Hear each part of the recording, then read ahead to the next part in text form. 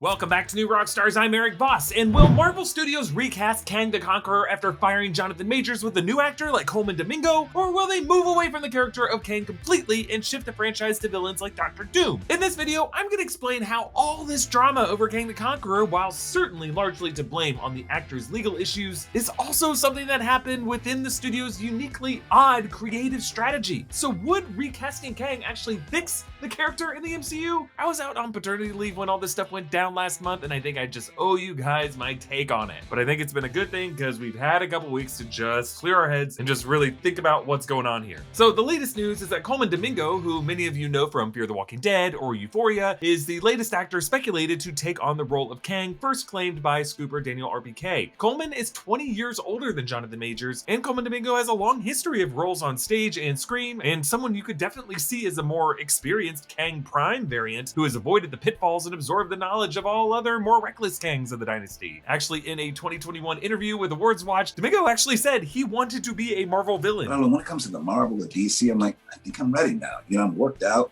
fit. I think I want to play a villain. I just wanted to be the villain. I don't want to be the good guy. I actually want to do some really nasty, dirty work. And yeah, saying, hey, Feige, put me in your stuff is something all actors say at some point in interviews. This is just kind of lining up perfectly in the way that interviews with David Corenswet saying that he wanted to play Superman felt weeks before he was officially announced in the role. And not for nothing, MCU actor Ginger Gonzaga, who played Nikki on She-Hulk, tweeted her support for Domingo in the role of Kang. But let's talk about the elephant in the room here. December 18, 2023, Jonathan Majors was found guilty of 1 count of reckless assault in the 3rd degree and 1 charge of harassment following a March 25th, 2023 incident in which he was arrested after a domestic dispute with his then partner Grace Jabari, a dancer and movement coach whom Majors met while working on Ant-Man the Wasp: Quantumania. Majors was acquitted on another charge of assault and a charge of aggravated harassment, but his sentencing for the 2 charges he was found guilty for is set on February 6th. And on the day of his conviction, Marvel Studios dropped Majors from the role of Kang. They made no announcements of who would replace him or whether he would be replaced, but according to the Hollywood Reporter, internally Marvel Studios has begun to refer to the previously announced Avengers: The Kang Dynasty to Avengers 5.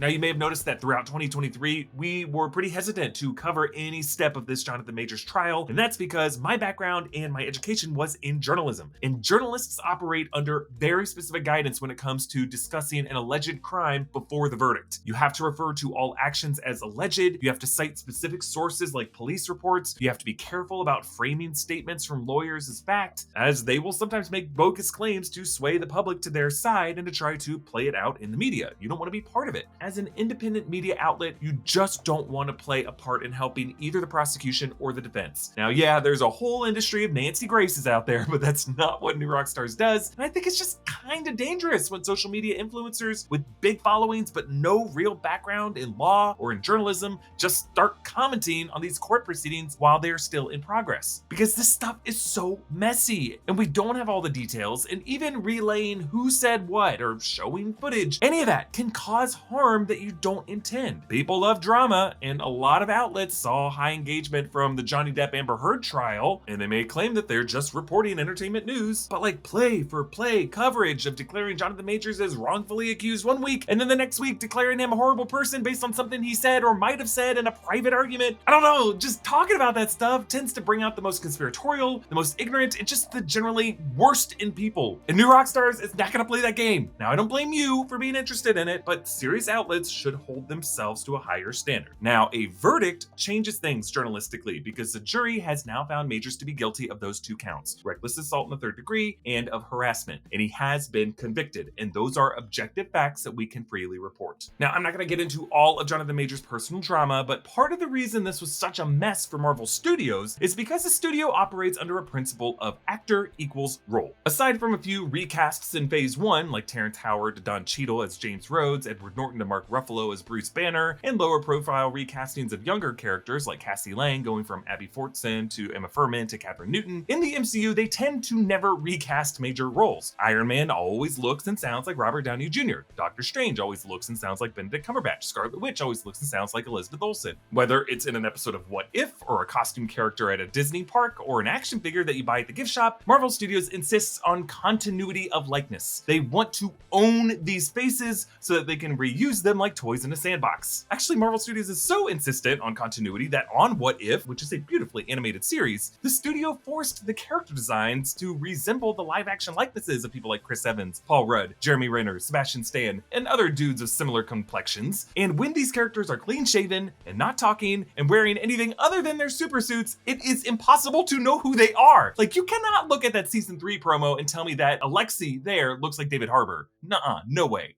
Oh, one-shot energy, huh? I think I'll try it. Whoa! Oh, yeah.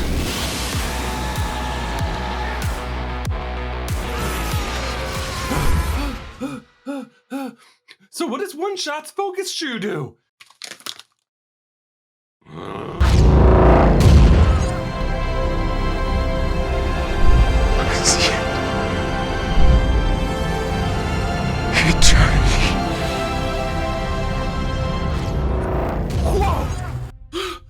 So one shot really is all you need. Begin your transformation with one shot energy today by going to oneshotenergy.com/newrockstars for 10% off your order. But Marvel and Disney do this because character continuity is profitable through toys, print publishing, apparel, costume characters at Disney parks. The studio makes a lot more money if they can say that the Iron Man you saw in the movie is the same Iron Man that you meet at Disneyland and the same Iron Man action figure that you buy in the gift shop. Actually, speaking of Iron Man, the studio fell into this practice back in the early days when Kevin Feige and Jon Favreau hired Robert Downey Jr. to play Tony Stark in Iron Man. Robert Downey Jr.'s personal history with substance abuse in the previous decade gave him a bit of a reputation as damaged goods in Hollywood in the early aughts, and it wasn't really until films like Kiss Kiss Bang Bang that Hollywood began to see him as someone that they could work with again. Casting him as Tony Stark was seen as a risk, but a risk that absolutely paid off, as audiences saw some authenticity in Downey's performance as a problematic playboy turned redemptive hero. In many people's eyes, Tony Stark was Robert Downey Jr., and Robert Downey Jr. was Tony Stark. But to build a cinematic universe around that base, Marvel Studios had to pay up. According to the book MCU, The Reign of Marvel Studios by Joanna Robinson, Dave Gonzalez, and Gavin Edwards, Downey signed a one-off contract for just $500,000 for the first Iron Man, but for Iron Man 2, he inked a new deal in the neighborhood of $10 million and committed to an Avengers film beyond that for another $10 million plus a cut of the profits. And this profit sharing is where Robert Downey Jr. raked it in, because from the first Avengers movie, he made about $50 million.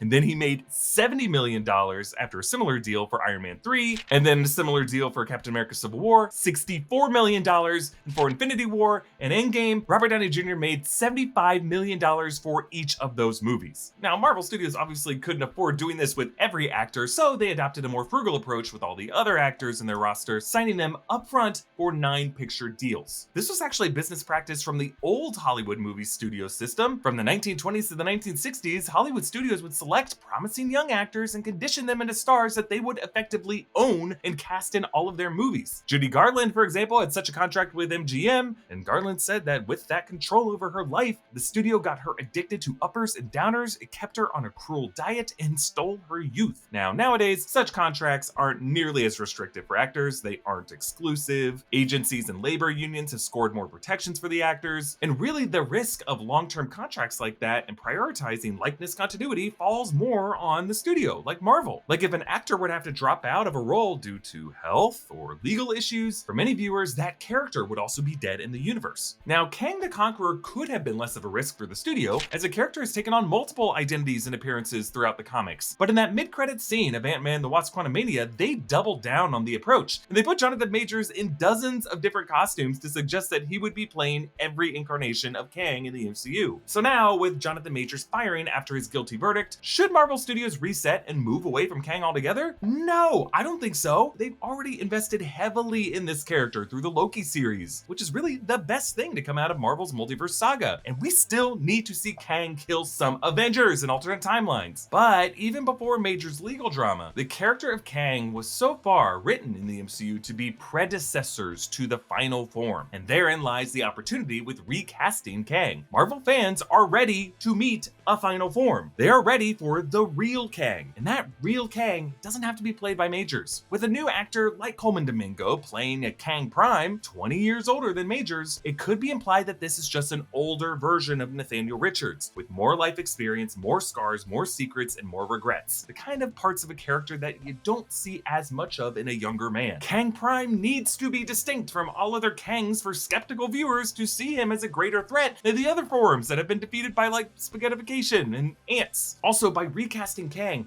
Marvel Studios would finally break its no recasting precedent. The MCU needs a new T'Challa, a new Tony Stark, new X-Men, and we shouldn't have to wait until 2030 to get them. A bold recasting of the universe's big bad would prove audiences are capable of understanding actors are playing roles and are not themselves superheroes and supervillains. So I want to thank you all for your patience as we waited for me to return from paternity leave to discuss this. It's a sensitive topic. We didn't want to rush a video out, but please support New Rockstars by subscribing to all 3 channels in the New Rockstars network for analysis and insight into everything you love. Thanks for watching. Bye.